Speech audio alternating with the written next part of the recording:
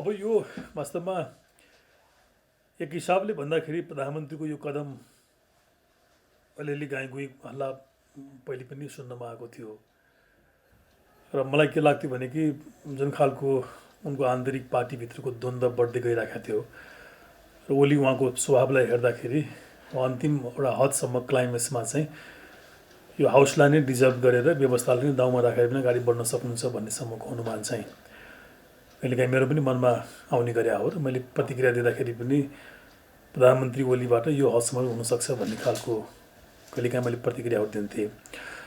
त जहाँसम्म कानुनी र संवैधानिक व्यवस्था र प्रधानमन्त्रीको अधिकारको कुरा हो, अहिलेको नेपालको संविधानमा प्रधानमन्त्रीले कुनै पनि बहानामा कुनै पनि सनकमा संसदको विघटन गर्न सक्ने अधिकार छैन। यसको पछाडि हामीसँग खास संवैधानिक पृष्ठभूमि र अभ्यास छ। खास गरी 47 सालको संविधानमा प्रधानमन्त्रीलाई हामीले उसले चाहेको बेलामा संसदको विघटन गर्न सक्ने जुन अधिकार दियौँ, त्यो अधिकारको 4 पटकसम्म त्यहाँ दुरुपयोग भयो र त्यसले मुलुकमा एक प्रकारको राजनीतिक अस्थिरता ल्यायो र संविधानले परिकल्पना गरेको, संविधानले प्रमिस गरेको गोललाई प्राप्त गर्न त्यति बेला सकिएन। सायद त्यो सिकाइबाट होला अहिलेको संविधानमा संविधान निर्माण गर्दाखेरि संसदमा जुन सरकारले आफ्नो म्यान्डेट पाएर आउँछ उसले त्यो म्यान्डेट बमोजिम काम गरोस् र संविधान र व्यवस्थालाई बन्धकमा नराखोस्, राजनीतिक स्थायित्वमाथि उसले कुनै प्रकारको थ्रेट, कुनै प्रकारको धावा बोल्ने काम नगरोस् भन्ने अभिप्रायले हामीले के गर्यौँ भने कि संविधानमा प्रधानमन्त्रीलाई कतिपय पार्लियामेन्ट्री सिस्टममा जुन संविधानले नै दिने गर्थ्यो कि हाउस डिजोल्युसनको प्रेरोगेटिभ पावर, त्यो प्रेरोगेटिभ पावर चाहिँ संविधानमा अहिले हामीले दिएनौँ र हामीले स्पष्ट भन्यौँ कि प्रधानमन्त्रीले कुनै पनि बहानामा संविधानको कारण आधार देखाएर हाउसको विघटन गर्न सक्दैन भनेर। त्यो हिसाबले हेर्दाखेरि अहिलेको प्रधानमन्त्रीलाई यो संविधानमा हाउस डिजल्भ गर्ने कुनै पनि अधिकार छैन। अब एउटा प्रावधानको बारेमा सायद प्रधानमन्त्रीलाई एउटा मिसअन्डरस्ट्यान्डिङ वा मिसगाइड भएको हुनसक्छ। त्यो अहिलेको संविधानको धारा 85 यहाँले हेर्नु हो भने यो अगावै विघटन भएको अवस्थामा बाहेक प्रतिनिधि सभाको कार्यकाल 5 वर्षको हुने भन्ने छ। अनि एक थरीले अगावै विघटन भनेपछि विघटन हुन सक्दो रहेछ नि भन्ने छ। तर त्यहाँ फरक छ। अगावै विघटन भएको भन्नु र विघटन गराएको भन्ने कुरा चाहिँ फरक कुरा हो। त्यो अगावै विघटन भन्ने धारा 85 मा किन उल्लेख गरियो भने अहिलेको संविधानमा केवल एक अवस्थामा संसदको विघटन हुन्छ। त्यो एक अवस्थालाई इङ्गित गर्नको लागि धारा 85 मा अगावै विघटन भएको अवस्थामा बाहेक भन्ने शब्द प्रयोग भयो। त्यो एक अवस्था भनेको अहिलेको नेपालको संविधान यहाँले हेर्नु भने त्यहाँ 4 प्रकारका प्रधानमन्त्री वा 4 प्रकारका सरकारको व्यवस्था गरिएको छ। एउटा सम्पूर्ण बहुमत प्राप्त व्यक्ति प्रधानमन्त्री बन्ने, जसलाई हामी बहुमतको सरकारको हामी नाम दिन सक्छौँ, त्यो एउटा। दोस्रो 2 वा 2 भन्दा बढी दलहरू मिलेर सरकार बनाउन सक्ने, जसलाई कोलिसन गभर्मेन्टको नाम दिन सकिन्छ। तेस्रो जुन 47 सालमा अल्पमतको सरकार भन्ने लोकप्रिय थियो, त्यो क्याटेगोरीको सरकारको परिकल्पना गरिएको छ।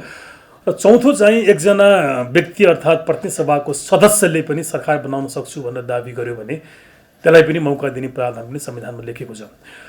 अनि यी सरकारका प्रकारहरूमध्ये बहुमत प्राप्त सरकारले कुनै कारणले अविश्वासको मत प्राप्त गर्यो र अविश्वासको मतबाट बहुमत प्राप्त सरकार ढल्ने भइसकेपछि संविधानले परिकल्पना गरेका अन्य वैकल्पिक सरकारको गठनको लागि त्यहाँ प्रयास गर्नुपर्ने हुन्छ राष्ट्रपतिले।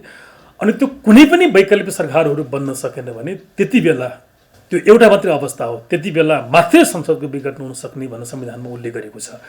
हो त्यसरी भएको विघटनको अवस्थालाई नै संविधानको धारा 85 मा अगावै विघटन भएको अवस्थामा बाहेक प्रतिनिधि सभाको कार्यकाल 5 वर्षको हुनेछ भन्ने उल्लेख भएको हो।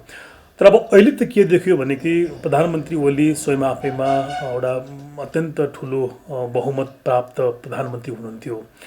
अब उहाँले चाहिँ मलाई सरकारमा काम गर्न दिएन भन्ने खालको कुरा गर्ने ठाउँ पनि छैन।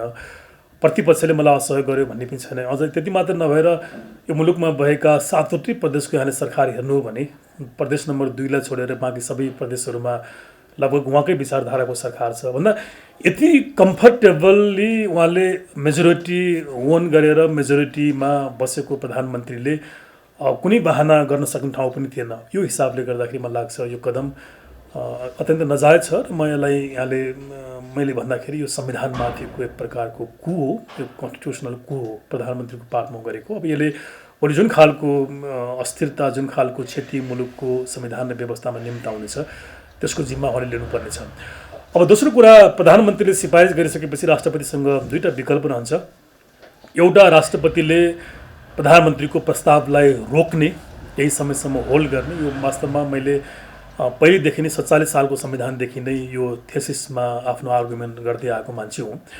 Head of the state nominal छ भने पनि उसलाई संविधानको संरक्षक मान्ने भएको कारणले गर्दा संविधानको विरुद्धमा यदि सरकारले कुनै सिफारिस गर्यो, कुनै काम गर्न थाल्यो भने त्यसलाई रोक्ने सम्पूर्ण अधिकार हेड अफ द स्टेटलाई हुन्छ। त्यही भएर संविधानमा संविधानको संरक्षक भनेको हो, त्यो पालक भनेको आफूले पालना गर्ने हो र संरक्षक भनेको अरूलाई संरक्षण गराउने हो। र यस्तो अभ्यास हामीले संविधानमा पहिले पनि गरेको छौँ। 47 सालकै संविधान यहाँले हेर्नु भने त्यति बेला राजा हेड अफ द स्टेट थिए र मलाई सम्झना छ नागरिकता सम्बन्धी विधेयक अर्थ विधेयकको रूपमा पेश गर्न खोजिएको थियो, जुन राष्ट्रको अहितमा थियो। त्यो विधेयक राजा वीरेन्द्रले त्यो विधेयकलाई उनले रोके र रोकेनन् मात्र कि उनले सर्वोच्च अदालतबाट राय पनि उनले मागे र आफ्नो हेड अफ द स्टेटको संविधानलाई संरक्षण गर्ने दायित्व उनले त्यति बेला पुरा गरे। पछि यो नयाँ व्यवस्था आइसकेपछि रामवरण यादव राष्ट्रपति भएको बेलामा अहिलेकै प्रचण्डले रूपमाङ्गत कटुवाललाई उनले अपदस्थ गरेर अर्को व्यक्तिलाई प्रधान सेनापति नियुक्ति गर्दा त्यो प्रक्रियामा पनि राष्ट्रपति रामवरणले असहयोग गरे, जसलाई म अहिले पनि संवैधानिक मान्छु म, किनभने संविधान र देशको विरुद्धमा हुने काममा हेड अफ द स्टेटले आफ्नो भूमिका निर्वाह गर्न सक्छ। त्यसलाई उसको एक्स्ट्रा कन्स्टिट्युसनल एक्सर्साइज भनेर नाम दिन सकिँदैन। यी हामीसँग नजिर पनि भएको र अहिलेको संविधानको लिखित प्रावधानले पनि राष्ट्रपतिलाई संविधानको संरक्षक भाव हुनाले उहाँसँग अहिले दुईटा विकल्प छ। एउटा, प्रधानमन्त्रीको सिफारिसलाई अक्षरशः पालना गरेर त्यसलाई सदर गर्ने र 6 महिनाभित्र नयाँ निर्वाचनको मिति तोक्ने। अर्को विकल्प भनेको तिमीले गरेको काम कति संविधानसँग मिलेन कि म यो बारेमा एकपल्ट बुझ्छु, परामर्श गर्छु भनेर उसलाई रोक्ने। अब यो दुईटा विकल्पमध्ये उहाँ कुन विकल्पमा जानुहुन्छ त्यो हेर्न बाँकी छ। अब तेस्रो कुरा, स्वाभाविक रूपमा यो जम्मै काम क्रियाकलाप र यी निर्णयहरू भोलि अदालतमा च्यालेन्ज हुनेछ। अब त्यो अदालतको पार्टमा म अहिले भन्दैन। अदालतले त्यो बेला कुन हदसम्म निष्पक्ष र स्वतन्त्र भएर काम गर्न सक्छ त्यो उसले जान्ने कुरा हो। तर अब समग्रमा भन्दाखेरि आजको इभेन्ट कतिपय राजनीति संविधानमा हामी लेख्ने पढ्ने मान्छेको लागि कता कता कर्नरमा ओलिल्ली गर्न सक्छन् भन्ने एउटा आभास भएको भए तापनि कानुनी र संवैधानिक रूपमा यो म दुर्भाग्यपूर्ण कदम मान्छु। यो नेपालको संविधान र नेपालको अहिलेको व्यवस्थामाथिको यो कु हो। र यो कुरा म अर्को पनि यहाँ थप्न के चाहन्छु भने कि कतिपय देश चाहने राष्ट्रवादी मान्छेहरूलाई प्रधानमन्त्रीले हाउस डिजल्भ गरे। अब यो देशमा एउटा फेरि मुलुकलाई चाहिने शासन आउनेछ, जस्तो राजा फेरि आउँछन्, यस्तो खालको प्रतिक्रिया भएको छ। तर मलाई यहाँले सोध्नुहुन्छ भने मलाई मेरो ब्रह्मले के भन्छ भने सबै घटनाहरू त्यसको लागि गराइएको होइन। ओलीले जानेर गरे नजानेर गरे, उनी प्रयोग भए वा के भए त्यो भविष्यले भोलि बताउला। तर एउटा योजना यो मुलुकमा के बनेको देखिन्थ्यो प्रारम्भदेखि भने कि यो मुलुकलाई अस्थिरतामा राख्नको लागि यो संविधानलाई पनि धरापमा पारियो भने एक खालको अस्थिरता मुलुकमा आउनेछ र त्यसमाथि थप वैदेशिक हस्तक्षेप गर्न सकिनेछ भन्ने अभिप्राय भएको कारणले गर्दा मलाई लाग्छ आजको मुभले थप अस्थिरतातर्फ मुलुकलाई धकेल्नेछ र एक प्रकारको नयाँ वैदेशिक हस्तक्षेपलाई यसले निम्ताउनेछ। यसमा हामी खबरदारी गर्न हामीले आवश्यक छ र कुनै पनि राष्ट्रवादी शक्तिलाई त्यो ठाउँमा ल्याउने सम्भावना छैन, किनभने यहाँ विदेशीहरूको चाहना त्यो होइन। अरू योभन्दा बढी असंवैधानिक कदमहरू अवलम्बन गरेर मुलुकलाई अस्थिरतामा राख्ने हो। र सँगसँगै अन्तिममा म भन्न चाहन्छु र यो आजको परिवेश आउनुमा अहिलेको नेपालको संसद पनि सम्पूर्ण रूपमा जिम्मेवार छ। र मैले जति बेला यो चालु अधिवेशनलाई प्रधानमन्त्री ओलीले अन्त्य गरेका थिए, राष्ट्रपतिलाई सिफारिस गरेर राष्ट्रपतिले अन्त्य गर्ने घोषणा गरिन् अध्यादेशकै प्रकरणमा, त्यो दिनदेखि मैले बारम्बार के बोल्दै आएको थिएँ भने कि प्रधानमन्त्री ओली जुनसुकै कदम चाल्नको लागि भोलि अगाडि बढ्न सक्ने भएको कारणले गर्दा सरकारलाई कार्यपालिकालाई सन्तुलनमा राख्नको लागि विशेष अधिवेशनको आह्वान हुनुपर्छ र संसद बस्नुपर्छ भन्ने मेरो मत थियो र धेरै यो आग्रह गरियो। तर दुर्भाग्य प्रतिपक्षीय दलले पनि यो कुरा सुनेर, अरू सांसदले पनि सुनेन। नभए 1/4 सांसदहरूले आवेदन गरेर विशेष अधिवेशन बोलाएको भए आज त्यो अधिवेशनले थुप्रै कुरालाई चेक्टाउन सक्ने थियो।